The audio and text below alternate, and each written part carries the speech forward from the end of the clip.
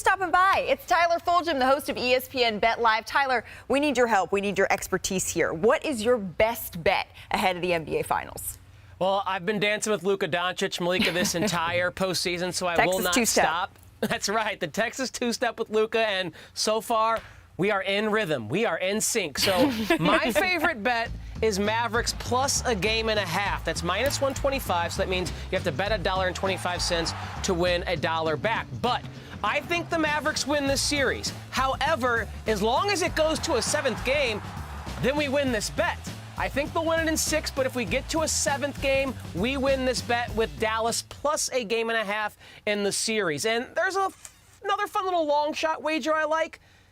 I don't know what Kristaps Porzingis' availability is going to be. I know we just heard from him there, but Jason Tatum to have 10 or more rebounds in every game that's played in this series is 14 to 1. Now that's one where you sprinkle a little on it, $5-10 bucks, and you can maybe get a lot back at a 14 to 1 price for return on investment. But my favorite way to bet this is certainly on the Mavericks. I think they're the winning side of this NBA Finals series, guys. We are a fan of sprinkles here on NBA Today. Since you mentioned Jason Tatum, though, how about Finals MVP? He's the favorite right now, but is there a name that you like that you're looking at?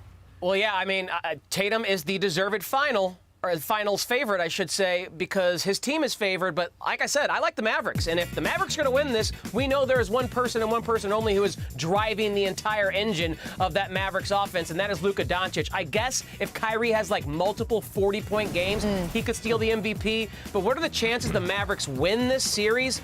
And it's not because Luka's averaging close to, if not a triple-double, right. 30, 10, and 10. He is going to be the reason why. So at 2 to 1, my favorite way to bet this series is Doncic to be the Finals MVP, because if you just bet the Mavericks, that's plus 180. If you bet Doncic to be Finals MVP, that's 2 to 1. And again, I think there's a 99% chance that if the Mavs win, Doncic is the Finals MVP. So if you're doing the Texas two-step, we need to ask our resident Texan over here, Sinead McKay. If it's not Luka Doncic, if it's not Jason Tatum, is there anyone else you're looking at for Finals MVP? The guy who just won Eastern Conference Finals MVP and is showing his best self, Jaylen Brown. I think it's a real possibility because the Celtics were designed not necessarily for Jason Tatum to have to always be that guy, and they still got exactly where they needed to go because of that man right there. He was a terror for the Pacers. And a lot of the plays, you'll see, okay, the points per game, that was cool, but it was the nature of the shots. That shot that made me lose sleep and all of Indiana lose sleep as well. But more so, it was the defense that he applied. So it's the two-way nature of Jaylen Brown that has been a huge impact.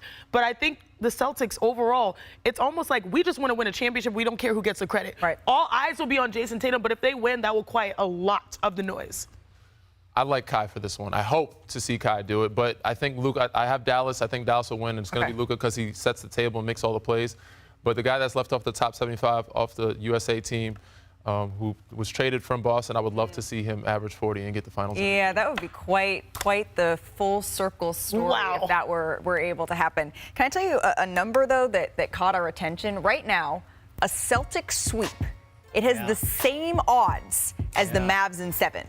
Both of those have the same odds. That's Tyler, crazy. What does that tell you? Yeah, I think this is just, it's not something I would bet the Celtics to sweep at plus 750. If I'm going to take a plus 750 wager, what is more likely to happen?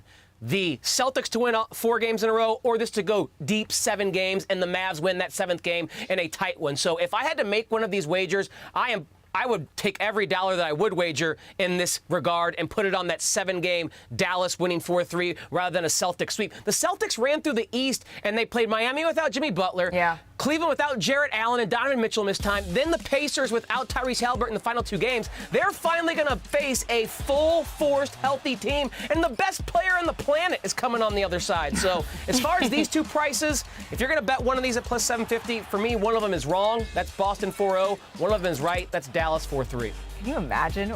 We could go to a 7-game series between these two. We need it. I wouldn't. There's something that tells you this is going to be a long one. I wouldn't be I agree. surprised at all. Tim Bontemps, he's been covering Boston all postseason long for us. We've been waiting for an answer about Kristaps Porzingis here, Tim. What did we learn today? Well, we learned, I think, Malika, that Kristaps Porzingis is a little unsure about how that right calf is going to feel when he gets out on the court for Game 1 on Thursday night. Porzingis has typically been somebody, Malika, who's pretty honest when he talks to the media. Last year when he got introduced here at the practice facility in Boston and was asked, are you going to be ready to be a big contributor in the playoffs? He admitted, I don't know because I haven't had a lot of playoff experience. And today, you saw both in that answer and earlier when he was asked, are you 100% right now? When he had a similar pause and said, I don't know, it's a good question.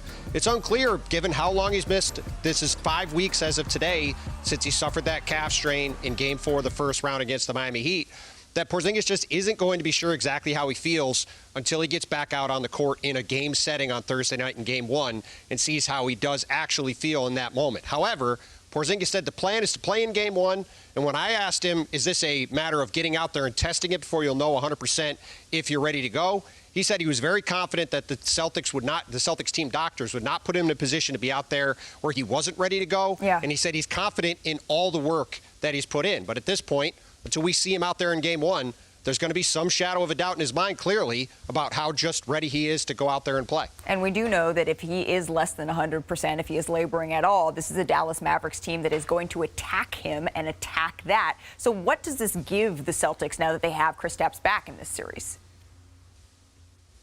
Well, his presence is going to be massive for the Celtics, Malika, on a couple of levels. The first is, when Boston traded for him a year ago, it was to give them an option beyond just going to isolation basketball in late-game playoff situations, something that this team has struggled in over the past couple of years. It's part of the reason why the Celtics haven't gotten over the hump and won that 18th title. Now, having Porzingis out there, being able to switch him onto smaller players, be able to take advantage of that in the post, that's something Boston is really going to rely on. The other thing it will help with, Malika, is their rim defense. The Celtics in these playoffs have struggled a lot at the rim at times. They struggled for the first 3 games in particular against the Indiana Pacers, who got to the rim and scored with ease. Having Kristaps Porzingis at 7'3" out there protecting the rim will be a huge thing for the Celtics in this series. So obviously, big for them to have his shooting element and his post element on offense, his rim defense at the other end.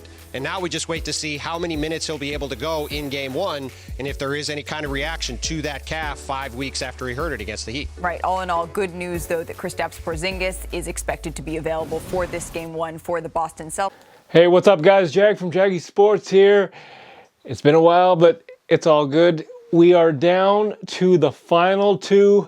Boston Celtics taking on the Dallas Mavericks. It is the return of Kyrie Irving playing his former teammate, Jason Tatum. Now, these two used to be teammates for 1 year, right? For 1 year, they used to be teammates and yada, yada, yada. It didn't work out. But that's not the big deal. That's not the big issue here. With the Boston Celtics fans, they do not like Kyrie Irving. Some do. I wouldn't say all Boston Celtics hate this guy, but hey, majority of them don't like him. So when it comes to Game 1, you're going to find out. Obviously, Kyrie stomping on the Boston Celtics logo didn't really help the situation. When he fingered the crowd, which he did apologize for, I think earlier today, that didn't help the situation at all either. However, you know, history doesn't go away. Facts don't go away, and that happened, right? So that is the drama that's transpiring in this series. Boston Celtics fans, expect them to boo the hell out of Kyrie Irving. Obviously, boo the hell out of Luka. Everywhere he goes, he gets booed. Everywhere he goes, he gets booed. So that's not something new. Now, let's take a look at the lineups here. You got Boston Celtics, the mighty, mighty Boston Celtics. I'm pretty sure Kristaps Porzingis is going to play. Drew Holiday, Jason Tatum, Jaylen Brown. And, of course, Derek White. Big starting 5 right there. And you can't ask for more. Now, you got Dallas Mavericks, Luka, you got Kyrie, you got Lively, you got Washington, you got Daniel Gafford. These guys are young, and Nico Harrison, the GM for Dallas Mavericks, actually made one hell of an off season with Kyrie, signing him, and at the trade deadline getting Washington and Gafford as well. So you got to hand it to Nico Harrison. This is a really good matchup, and I don't know who's going to win this. And that's why I'm coming to you guys. Who is going to win this series and eventually the NBA Finals? Is it Jason Tatum and the Boston Celtics, which everybody has chosen that they will win, right? Because you're talking about Boston Celtics, the mighty Boston Celtics, who pretty much rolled through the entire Eastern Conference in the playoffs. They rolled through the Eastern Conference. They are built to do this. Obviously, the offseason trades that they made were pretty phenomenal. Brad Stevens did his thing. He got Kristaps Porzingis. He got Drew Holiday, was a big pickup. Very underrated guy, actually, if you think about it, because Drew Holiday came from Milwaukee Bucks, won a title with them, never really got the credit that he deserved. And quite frankly, now you're going to see why they got him, because there always is an X factor in every series, and I think this is going to be the X factor. Drew Holiday. We already know Jason Tatum's going to do his thing. We already know Jaylen Brown, who was the MVP of the Eastern Conference, is going to do his thing. We all know that. Derek White, he's good. Kristaps Porzingis, he's coming off the injury. He will still be good. Al Horford, you got him. You got a lot of players for the Boston Celtics that can get the job done. But can they get it done against Luka and Kyrie? Supposedly, they are the best backcourt we've seen in a long time. That's up for debate. I don't know, right? It could be some other players and here and there, but at the end of the day, can you beat Kyrie Irving and Luka?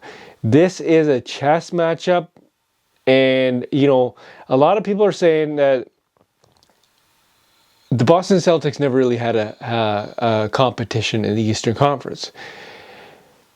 That may be so, but Boston Celtics, who had pretty much one of the top records in the NBA regular season, these guys are built for this.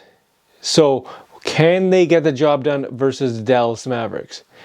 Can Luka shut down Jason Tatum and Jaylen Brown? We don't know, right? So it's a lot to play in this series.